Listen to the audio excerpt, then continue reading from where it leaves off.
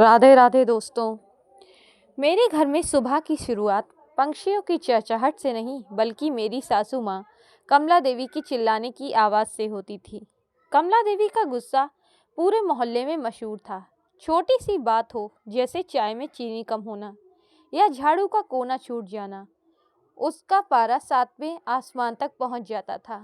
मेरा नाम मीरा है और पिछले 2 सालों से मैं उनके इस गुस्से को झेल रही थी। सासू माँ का मानना था कि अगर वो चिल्लाएंगी नहीं तो घर के लोग उन्हें इज्जत नहीं देंगे। वो अक्सर कहती थीं, इस घर में अगर मेरी धाक है तो वो मेरे गुस्से की वजह से है। दबकर रहोगी तो दुनिया कुचल देगी। मैंने कई बार समझाने की कोशिश की, माँ जी, गुस्सा सेहत और रिश्तों दोनों के लिए ही बुरा है, पर वो पलटकर मुझ पर ही बहस पड़ती थी।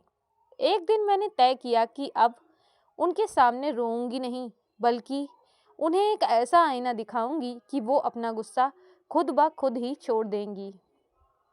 एक दिन घर में सासू माँ की कुछ सहेलियाँ और रिश्तेदार आए हुए थे। सब हंस और बोल रहे थे कि तभी सासू माँ को पता चला कि मैंने उनके कहने के बावजूद भी खीर में केसर नहीं डाला है, जो कि असल में रसोई में खत्म ही हो गया था। सबके सामने सासू माँ का गुस्सा फट पड़ा। वो चिल्लाने लगी, तुझे एक काम भी ढंग से नहीं आता, अनपढ़ों की तरह तो काम करती है। तुझे क्या लगा तू भूल जाएगी और मुझे पता नहीं चलेगा? मेरा अपमान करने के लिए तूने ये सब किया है ना? मैं बिल्कुल शांत खड़ी थी। मैंने कोई जवाब नहीं दिया, बस अपना फ़ोन निकाला और चुपचाप ही उनकी एक वीडियो रिकॉर्डिंग करने लगी। सासू माँ और ज़्यादा चिढ़ गईं। ये क्या बदतमीज़ी है? मेरा वीडियो क्यों बना रही है? जवाब दे। मैंने सिर्फ इतना कहा, माँ जी, बस 2 मिनट रुक जाइए। जब मेहमान चले गए तो सासू माँ सोफे पर गुस्से में पैर पटकते हुए बैठी थी। मैंने उनके पास जाकर बिना कुछ कहे वो वीडियो प्ले कर दिया। वीडियो में सासू माँ का चेहरा गुस्से में बिल्कुल लाल था। उनकी आंखें बाहर निकल रही थीं और वो बहुत ही डरावनी और अजीब जैसी लग रही थीं। अपनी आवाज़ सुनकर वो खुद ही चौंक गईं। वीडियो में वो किसी सम्मानित महिला की तरह नहीं बल्कि एक झगड़ालू इंसान की तरह दिख रही थीं। मैंने बहुत प्यार से कहा, माँ जी, आप अक्सर कहती हैं कि गुस्से में से आपकी धाक जमती है, पर इस वीडियो को ध्यान से देखिए। क्या इस औरत को देखकर आपको इज्जत महसूस हो रही है या डर और नफरत?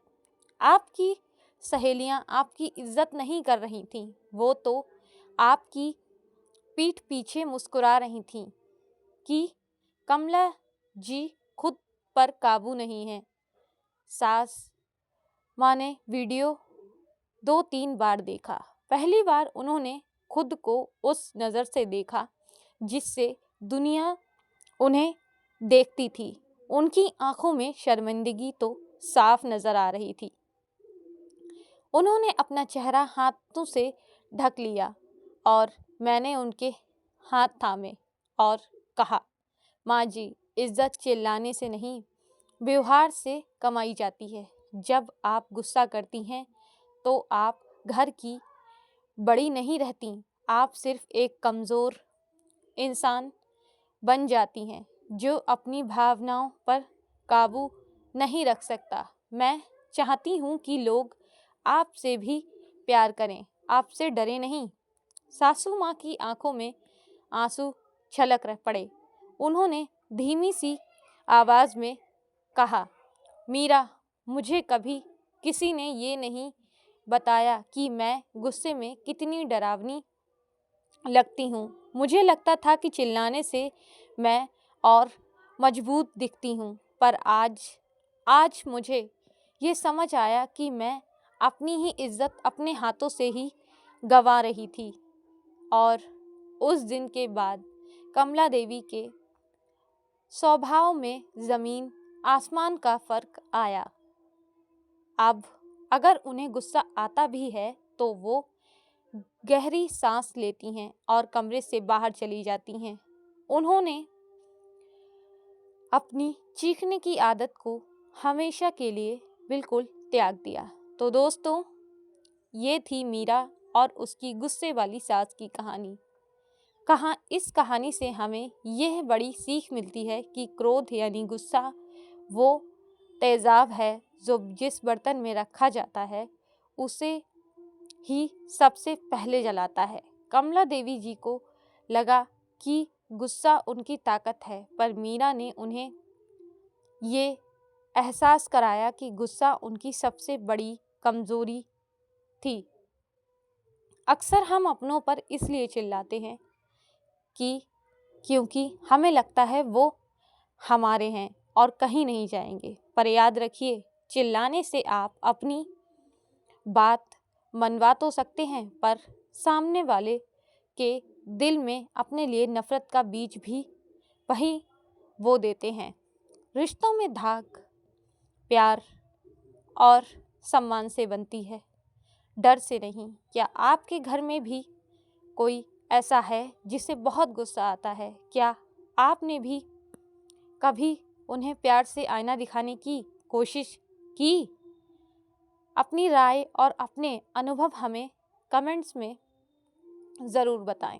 दोस्तों, उम्मीद करती हूँ कि आपको ये कहानी पसंद आई होगी। तो हमारे चैनल को सब्सक्राइब करना बिल्कुल मत भूलना। कल फिर मिलेंगे एक ऐसी ही और नई और दिलचस्प कहानी के साथ। तब तक के लिए आपका धन्यवाद।